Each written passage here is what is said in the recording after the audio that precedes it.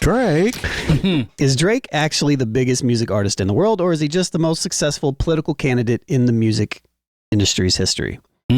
So there's a video that I'm going to share here from Trevor Noah and two ladies. I kind of stripped it from Thread, so I don't even know where it came from. But this video reveals how labels hijacked a political playbook, first scaled by the Obama and Trump campaigns, to bypass traditional media and to pay a hidden economy of clippers to manufacture a fake sense of popularity. Music used to be a very different game in that, like, the way you would get an artist to blow up was really defined by the labels for the most part. They told a radio station, play this person. Right. Yeah. We'll give you the resources, play this person. And that's how you became a star. Things started changing with streaming, with social media, with all of that, because now labels couldn't dictate it the same way. But they have found something that's been really effective now, and that is, and I think Drake did this for his latest album. Yes, it's pretty I've heard brilliant. of it, yeah. They've gone out to everyone online, not just like quote unquote influencers. They got you join this platform. I forget the name of the platform. Essentially, it sells the services of just the people online. And what happens is I can come on there and say, as Trevor, I have a campaign that I want to launch. I have $10,000 and I pay it to this service. The service then goes out to everyone who signed up to it, who's just a regular person online, and says to them, find a way to play the song, find a way to make this campaign go viral, and we pay you per view. So you don't pay people who failed. It's not like putting up a billboard on the highway and hoping people respond. No, you now go, oh, wow, that was an amazing dance Christiana did. She got 2 million views on that. We now pay her for the 2 million views. And then Tracy did something, it didn't catch on, so we don't really pay her for that. And so you are paying for performance. But what it does, though, is it creates a false idea of what trends It's popular. That's right. because now you've paid people to make a trend. And because everyone's trying to chase the money, it makes it seem like there's a trend when there is no trend. They borrowed that from politics. I did not know that. The political influencer model, starting under Barack Obama, it started to mature later, was exactly that. Make this go viral, make this candidate seem inevitable. Oh, wow. Trump just did it better and at scale. He seems inevitable with a minority of the voters because he uses audience, influencers to, there's this wonderful piece, I think in the New York Times like a week ago about this sort of like hidden influencer economy of politics and how Trump is like just bypassing the media altogether and going straight to this. And it is embedded in the White House press machine. This has gone mainstream. Music was actually late. We did this in politics. Yeah. So this is interesting. We've kind of talked about this in the past. We've seen this blow up, I think, more mainstream-esque, I guess, hyper online mainstream-esque in the way to where like a lot of live streamers do this. Like Neon, Aiden Ross, people like that. They just pay clippers. The one and only MBK Alex. How much you making off clipping? Yeah, so say a number, I'll say over under. 10K a month. Over.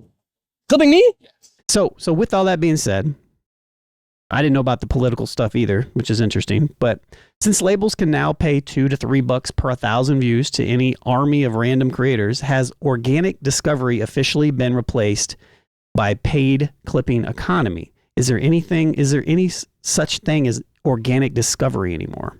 Yeah, I still think organic discovery exists, but it doesn't exist for the bigger fish, so to speak. I think they use the bigger fish? The bigger fish, or the more prominent, popular people, because they have a budget in order to spend for it, in order to be in your face, versus somebody that doesn't have that budget and has to rely 100% on organic reach, or say I am paying for some advertisement. My budget's nowhere near what Drake can do.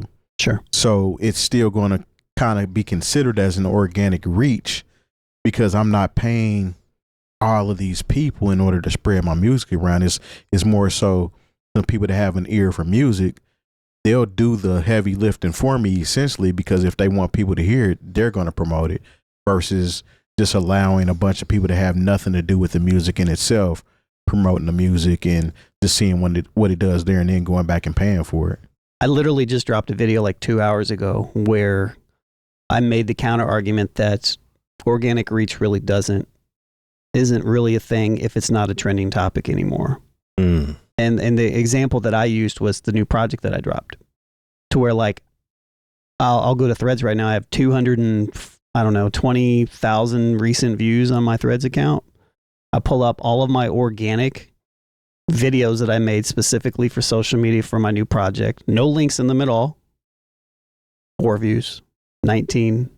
But if I talk about something that's trending, it jumps up, right? So it's like, granted, you could consider that organic to some degree because here I am, but I have to play within whatever the algorithm considers to be the trending topic. So you have to spend some money in order for it to, or you have to surface. operate within the algorithm, which kind of, so it's technically organic, but it's really not if I'm Lizzo promoting my album or me promoting my album or you promoting your album. It's like, unless, and you know, that's why where people will get on us sometimes, but like, oh, you're always talking about Drake or whatever. It's like, well, no, we don't. And our numbers show that. But when we do talk about Drake, you come over and check us out more. And it's not necessarily your fault or our fault or anybody's fault.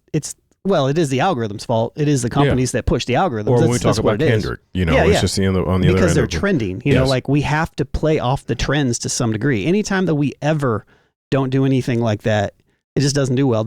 My thumbnail title that I just put out the video is "You Won't Watch This."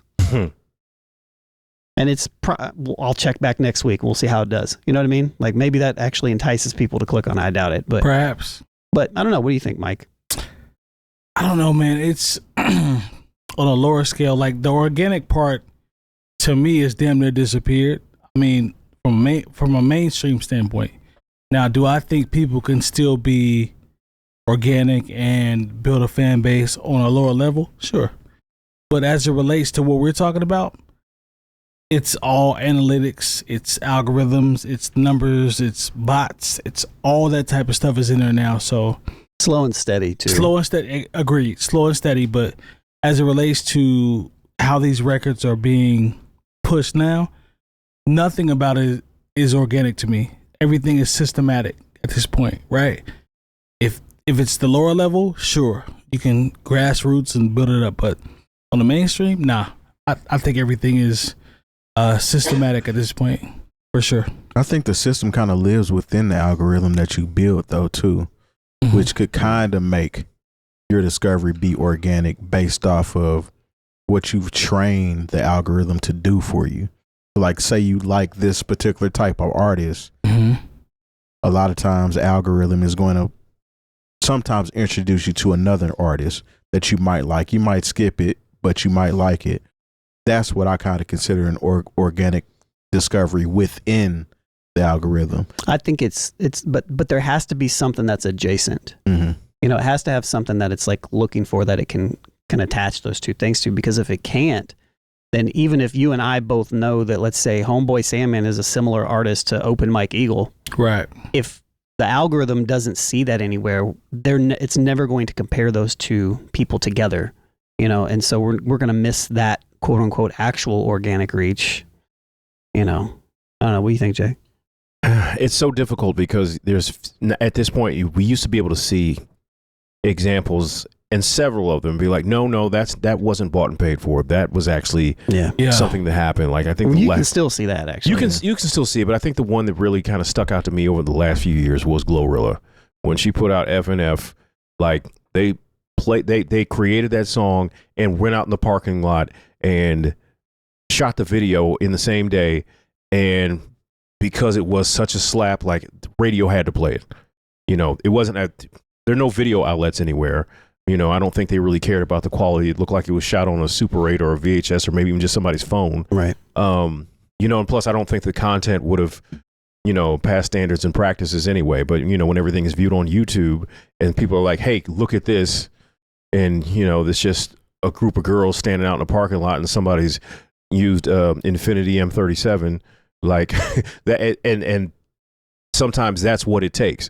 But I think I see fewer examples of that because, you know, even when you talk about anybody who's tried to emulate that or even copy that in the last 2 or 3 years, it's like, hey, we already saw that.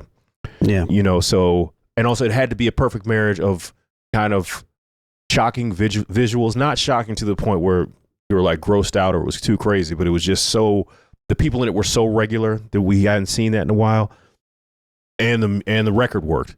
You know, I always say that that's a record that radio had to play that was not walked into the building, you know, because those ladies referred to a time, and Trevor sort of brought it up, that at one time, okay, the record company, the record rep sent by a particular company would walk it into the building. You'd sit down with the program director or the music director and say, hey, we'd like this amount of attention on this record. Even, yes, that's right. To whoever criticizes Jay Moore always talks about when he's on the radio. Yes, I do, because that's where I've had a certain experience. I just remember there were and they would have a priority list of maybe 5 or 6 records per record rep. And sometimes they wouldn't be records that anybody would like, but there was a push behind them. Some of these records, if they were by a new artist, especially now, if they're by an established artist, it'd be like if somebody said, yeah, man, I broke that Jay-Z record. You're not breaking any Jay-Z records after Hard Knock Life came out. Jay-Z records are just going to play on the radio. But even with that, right, you could say that, all right, if we compare like the radio specifically to like this, right? Okay, there's that lane, but there was also at the same time we had a lot of independent pushes and other things happening that didn't necessarily. We had college radio. You had community radio, early internet message boards. Oh yeah, OK Player used to hold us down.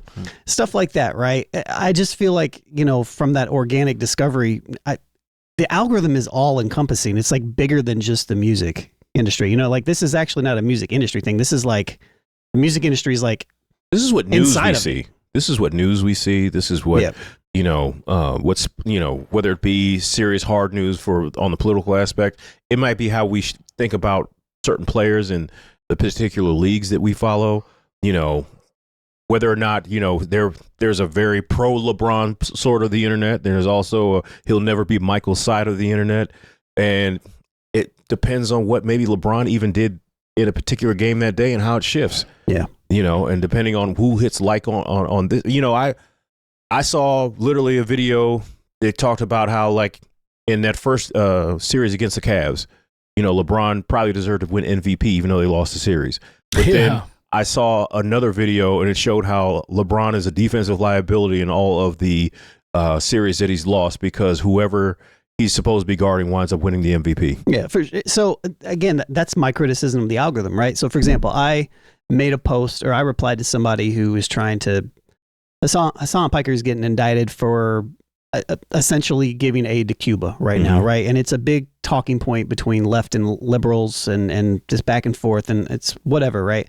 I commented on one thing and I was like, let me just move on from that. But because I commented on one thing, it's literally every post on Threads, and it's like, that's not what I want my algorithm to do. I don't want my algorithm to continually show me the same thing that I just commented on over and over again. No, I don't need 9 different talking points that say the same thing. Yeah. I think that's kind of the problem that kind of these bubbles get created, these silos in a way, right? And I feel like that's a huge problem for music. And I mean, if you think about it, like if a label has endless money and can just throw as much money as it wants at it, $10,000 to pay for however many views, like if you're paying $2 1,000 views and you have $10,000 for this budget over here, right? Yeah. And you're giving it to all these different individual creators to have the opportunity and they just flood it out there. It's literally playing into exactly this algorithm. It doesn't matter what the content piece is, like especially Drake, right? We don't like Drake. We see some video where somebody's making a stupid point. We comment on it. Then we get seen it a whole bunch of more times. And then then it just, the spiral just continually goes up. So I feel like it's highly effective right now, but I don't think it's very, it's